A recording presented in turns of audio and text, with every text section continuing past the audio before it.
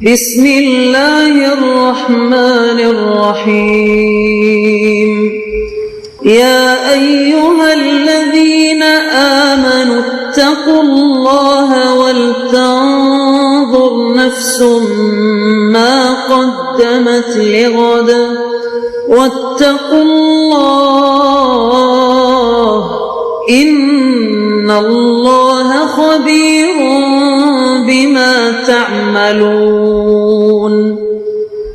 اے ایمان والو، اللہ سے ڈرتے رہو اور ہر شخص کو دیکھنا چاہیے کہ اس نے کل یعنی آخرت کے لیے کیا سامان بھیجا ہے، اور ہم پھر کہتے ہیں کہ اللہ سے ڈرتے رہو، بے شک اللہ تمہارے سب اعمال سے خبردار ہے۔ بسم اللہ الرحمن الرحیم، الحمد للہ رب العالمین، والصلاة والسلام على اشرف الانبیاء والمرسلین وعلى آلہ واصحابہ اجمعین ومن تبعہم بإحسان الى یوم الدین۔ قابل صد احترام حضرات شائقین و شائقات سچا پیغام، السلام علیکم ورحمۃ اللہ وبرکاتہ۔ آج کی محفل میراث النبی کے نورانی پروگرام میں آپ کا استقبال ہے۔ اہلا و سہلا مرحبا۔ ہم آپ تمام حضرات و مستورات کا خیر مقدم کرتے ہیں۔ محترم حضرات و خواتین، تعلیم کا آغاز ہو رہا ہے۔ سب سے پہلے آداب تعلیم کا لحاظ کرتے ہوئے تعلیم کی طرف متوجہ ہو جائیں۔ پورے دھیان سے سننا، عمل کی نیت سے سننا اور تبلیغ کی نیت سے سننا، یعنی سنی ہوئی باتیں دوسروں تک پہنچانے کے جذبے سے سننا۔ چند خاص آداب تعلیم ہیں، امید ہے کہ آپ حضرات ان آداب کا ضرور خیال رکھیں گے۔ جزاکم اللہ۔ بسم اللہ الرحمن الرحیم۔ کفار ایک آدمی کے پاس گئے جس کا نام ہیزن تھا، اس سے منجنیق بنانے کا مطالبہ کیا، یعنی ایک بڑی غلیل بنانے کا مطالبہ کیا کہ ابراہیم کو اس میں ڈال کر آگ میں پھینکیں گے۔ لوگوں نے ہر طرف سے لکڑیاں جمع کرنا شروع کر دی اور جمع کرتے رہے، یہاں تک کہ ایک طویل عرصہ گزر گیا۔ حتی الوسع ایندھن جمع کرنے لگے، یعنی جہاں تک ہو سکے لکڑیاں جمع کرنے لگے، حتیٰ کہ ان کی کوئی عورت اگر بیمار ہوتی تو نظر مانتی کہ اگر وہ اس بیماری سے صحت یاب ہو گئی تو ابراہیم علیہ السلام کو جلانے کے لیے لکڑیاں اٹھا کر لائے گی۔ چنانچہ ایک بہت بڑا گڑھا کھودا گیا، تمام جمع شدہ لکڑیاں اس گڑھے میں ڈال دیا گیا اور آگ بھڑکائی گئی۔ چنانچہ آگ بھڑک اٹھی، شعلے بلند ہوئے اور اتنے بلند ہو گئے کہ اس سے پہلے کبھی اتنی بلند آگ نہیں دیکھی گئی۔ اس کے بعد حضرت ابراہیم علیہ السلام کو پکڑا اور ان کو رسیوں سے باندھنے لگے، تو حضرت ابراہیم علیہ السلام نے فرمایا، لا الہ الا انت سبحانک رب العالمین، لک الحمد ولک الملک لا شریک لک۔ جب انہوں نے حضرت ابراہیم علیہ السلام کو رسیوں سے باندھ لیا اور انہیں اٹھا کر منجنیق میں رکھ دیا اور پھر منجنیق کے ذریعے آگ کی طرف پھینک دیا، تو آگ تک پہنچنے سے پہلے ہی حضرت جبریل امین تشریف لے آئے اور فرمایا، اے ابراہیم، کیا آپ کو کسی چیز کی ضرورت ہے؟ حضرت ابراہیم علیہ السلام نے فرمایا، ہاں، لیکن آپ سے نہیں۔ پھر اللہ رب العزت کی طرف سے فوراً آگ کو حکم ہوا، یا نار کونی بردا وسلاما علی ابراہیم، اے آگ ابراہیم علیہ السلام کے لیے ٹھنڈی ہو جا اور سلامتی والی بن جا۔ بعض حضرات نے یہاں تک کہا کہ اللہ تعالیٰ اگر سلامن نہ فرماتے تو آگ کی ٹھنڈک زیادہ ہو جاتی، جس سے حضرت ابراہیم علیہ السلام کو تکلیف ہو جاتی۔ اور بعض حضرات کہتے ہیں کہ آگ کی صرف اتنی گرمی محسوس ہوئی کہ آپ کی پیشانی پر ہلکا سا پسینہ آیا۔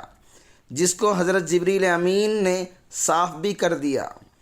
حضرت ابراہیم علیہ السلام کو جب آگ میں ڈال دیا گیا تو فرمانے لگے، اللہم انک فی السماء، اللہم انک فی السماء واحد وانا فی الارض واحد اعبدک۔ اے اللہ، آپ آسمان میں ایک ہیں اور میں زمین پر آپ کی عبادت کرنے والا صرف ایک ہوں۔ آگ میں آپ کے ساتھ سایوں پر معمور فرشتے بھی تھے۔ حضرت ابراہیم علیہ السلام گڑھے کے بیچوں بیچ سر سبز و شاداب باغ میں ہیں اور ان کے آس پاس آگ ہے۔ لوگ ان کی طرف دیکھ تو رہے ہیں مگر ان تک پہنچ نہیں پا رہے ہیں، اور نہ حضرت ابراہیم علیہ السلام ان کی طرف نکل کر جا سکتے ہیں۔ حضرت ابراہیم علیہ السلام اس آگ میں مختلف روایات کے مطابق 40 دن یا 50 دن تک رہے، جہاں آپ نے انتہائی پاکیزہ اور پرکیف زندگی گزاری۔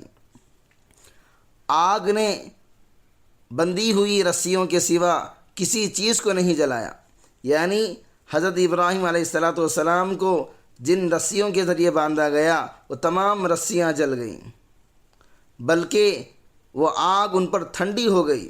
حضرت ابراہیم علیہ السلام پر آگ ٹھنڈی ہو گئی، رسیاں جل گئی۔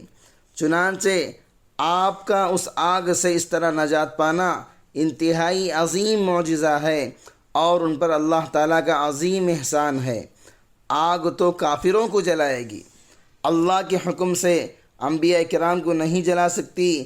حضرت ابراہیم علیہ السلام کے معجزوں میں سے ایک معجزہ یہ آگ بھی ہے، جس کے ذریعے اللہ رب العزت نے ان پر احسان عظیم فرمایا ہے۔ حضرت ابراہیم علیہ السلام عمر رسیدہ ہو گئے، بڑھاپے کے آثار ظاہر ہونے لگے، مگر نرینہ اولاد نہیں تھی۔ حضرت ابراہیم علیہ السلام ہمیشہ بیٹے کی دعا اللہ سے کرتے رہے۔ حضرت سارہ نے آپ کی اس خواہش کو محسوس کیا اور حضرت ابراہیم علیہ السلام سے فرمانے لگیں، اے ابراہیم، میں باج ہو گئی ہوں، مگر میں یہ چاہتی ہوں کہ اللہ تعالیٰ آپ کو ایک بیٹا عطا کرے۔ اس چاہت کو پورا کرنے کے لیے میں ہاجرہ آپ کو ہبہ کرتی ہوں تاکہ آپ ان سے نکاح کر لیں اور اللہ تعالیٰ آپ کو بیٹا عطا فرمائے، بلکہ ہم سب کو عطا فرما دے، جس سے ہماری آنکھیں ٹھنڈی ہو جائیں۔ حضرت ابراہیم علیہ السلام تھوڑی دیر خاموش رہے اور حضرت سارہ کی غیرت کا بھی احساس ہوا۔ اس کیفیت کو دیکھ کر حضرت سارہ انتہائی اطمینان اور اعتماد کے ساتھ فرمانے لگیں، روئے زمین پر وہ واحد عورت ہے جو حضرت حوا کی ہی شان رکھتی ہے، معاملات کو سلجھانے کا بڑا تجربہ رکھتی ہے۔ کہنے لگی، ابراہیم ڈریے مت۔ محترم ناظرین کرام، اس دینی اور ایمانی بیان کو سننے کے دوران ہی اس کو لائک کر دیجئے اور شیئر بھی کر دیجئے تاکہ دوسرے بھی اس سے فائدہ اٹھا سکیں۔ اللہ آپ کو جزائے خیر عطا فرمائے۔ حضرت ابراہیم علیہ السلام نے حضرت ہاجرہ کے ساتھ نکاح کر لیا۔ ایام بہت بابرکت گزرتے گئے، ہاجرہ حاملہ ہو گئیں اور حضرت ابراہیم علیہ السلام کے لیے ایک حسین جمیل بچہ جنا، اس کا نام اسماعیل رکھا گیا۔ حضرت اسماعیل علیہ السلام کی پیدائش سے حضرت ابراہیم علیہ السلام کو بڑی خوشی محسوس ہوئی اور وہ حضرت اسماعیل علیہ السلام کے ساتھ بہت زیادہ محبت کرنے لگے۔ اس عظیم نبوی خاندان میں اس مبارک نومولود کے ساتھ احوال بہت بابرکت اور باسعادت گزرتے رہے۔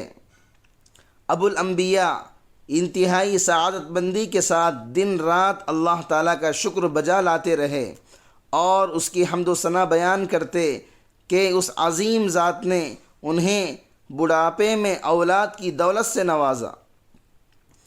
پھر عظیم بیت نبوی میں اچانک کچھ تبدیلیاں آئیں، یعنی حضرت سارہ میں عورت کی وہ طبعی اور فطری غیرت ظاہر ہونے لگی، یعنی اپنے شوہر کے ساتھ اپنے علاوہ کسی دوسری عورت کو برداشت نہ کرنا، جو ہر عورت کی فطری اور طبیعت ہے، جو ہر عورت کی فطرت اور طبیعت ہے۔ حضرت سارہ اس کو چھپانے اور اس غصے کو دبانے کی ہر ممکن کوشش کرتی رہی تاکہ حضرت ابراہیم علیہ السلام کو تکلیف نہ پہنچے، مگر کامیاب نہ ہوئی۔ آخر کار حضرت ابراہیم علیہ السلام کے سامنے اس کا اظہار کر ہی دیا۔